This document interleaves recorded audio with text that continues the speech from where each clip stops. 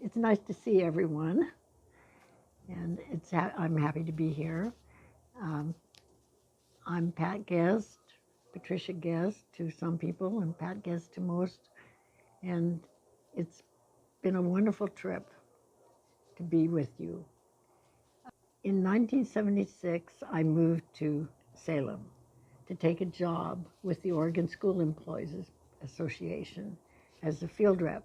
John Brown hired me, and when he found out that I was a member of the Christian Church in Mosier, uh, if I would come to church here. And so I did. And I need to tell you a little bit about my background.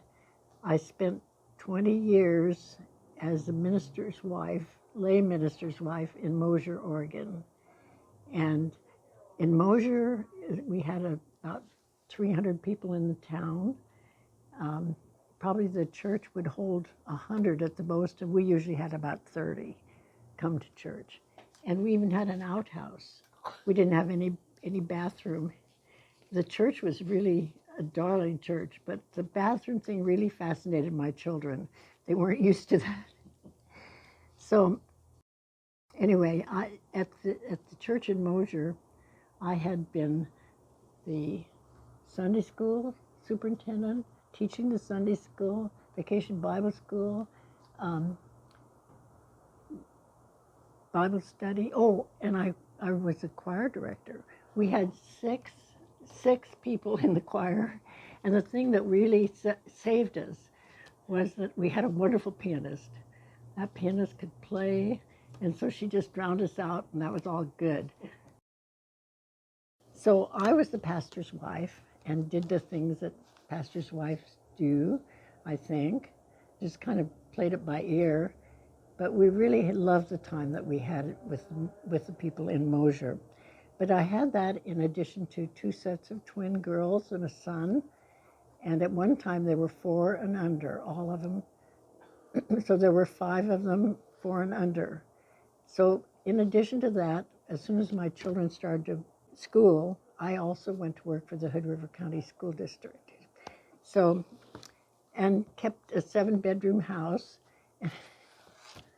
and a 900 square foot family room, and did all the things that mothers do and work, and took care of my kids, and was a pastor's wife. So when I decided that I would come to Salem, and John invited me to church there, I thought, this is my chance. I'm not going to do anything. I've spent 20 years, and I'm just not going to do anything. I'm going to go in and slip into that pew and slip out of that pew. So when I moved to Salem, that was certainly my intent. But I also, in addition to moving my family or my children down here, and Marlene and Charlene had gone off to college, the rest of them were kind of in and out, and I also had my Uncle Carl. My Uncle Carl was a veteran who had lost his legs in the Second World War. And I was his only relative. And so whenever I moved Uncle Carl too. So even though my plan was to slip into church and slip out, it didn't always work that way, because Uncle Carl had a lot of attention. The children were particularly happy to see him, and they were very questioned the fact that he didn't have any legs, you know. And one time, one of the kids at church brought him a gift, and it was all wrapped nicely, and they wanted him to open it right there right after church. And so he did. He opened his package really nicely and everything, and lo and behold, it was a pair of socks that they'd given him. And he told him that he would take really good care of it and take care of those socks. Anyway, we attracted a lot of attention, even though, like I say, I was really trying to get in and out of that church, and just enjoyed the sermons. I enjoyed everything about it, the music. I loved it. And particularly the thing that sold me was we had a Sunday school class and of adult children from Fairview. And my hero, Ernie Savage, which is Marilyn's dad, taught that Sunday school class and took care of those kids. And they would be in church, you know, they'd laugh and have fun and do all the things. They were pretty good, actually, but I really, you know, sometimes it was a little bit noisy.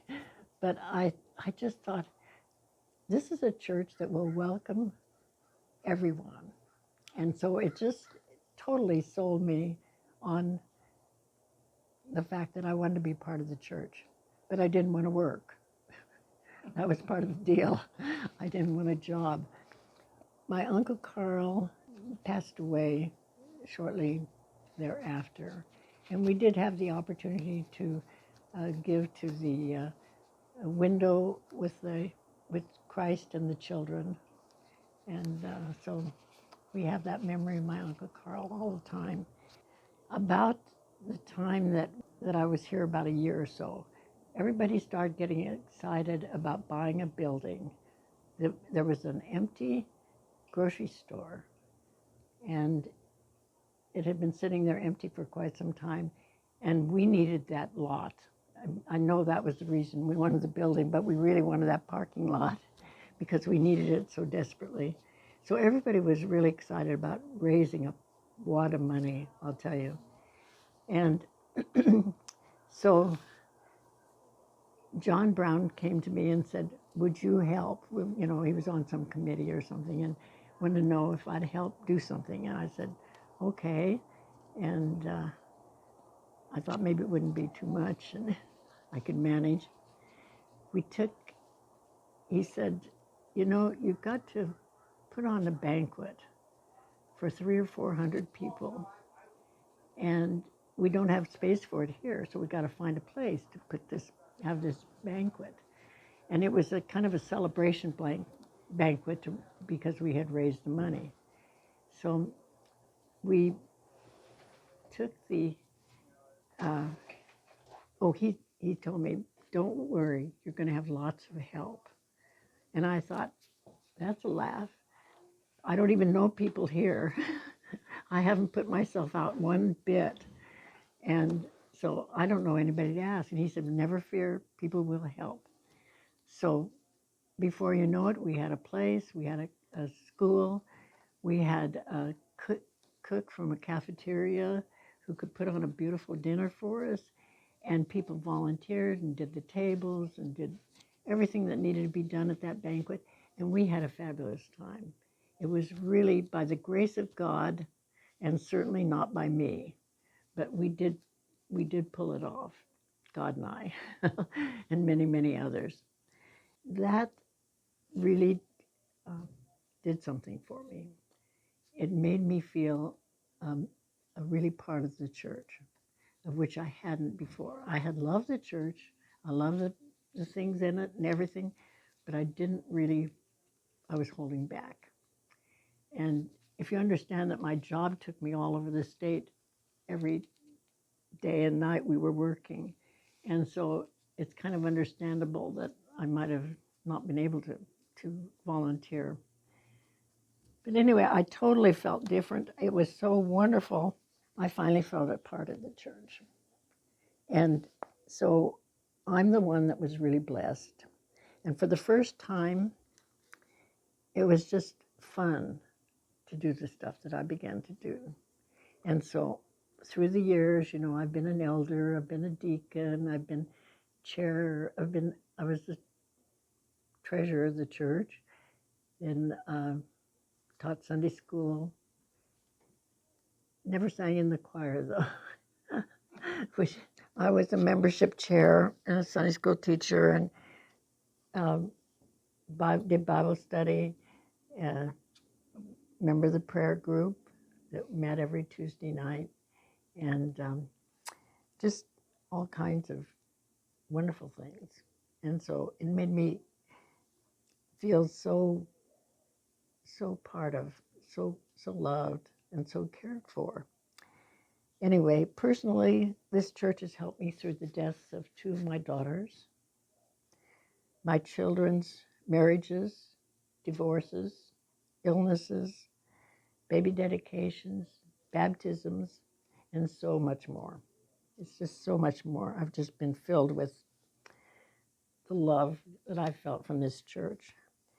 And to those of you that have worked so faithfully keeping this church going during this time of COVID, and it's really been a difficult time, but yet there were those of you that were so faithful, and every week you were doing the thing that did the job to keep the church open. I am so very grateful, and I love you so much for it. I've come full circle. I started coming into the pew and going out of the pew.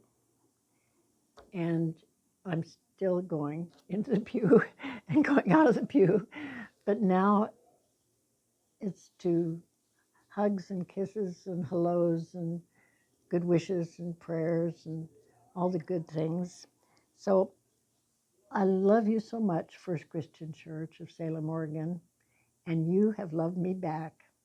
And that is the best feeling. And you've made my walk with God a thrilling experience. Thank you so much.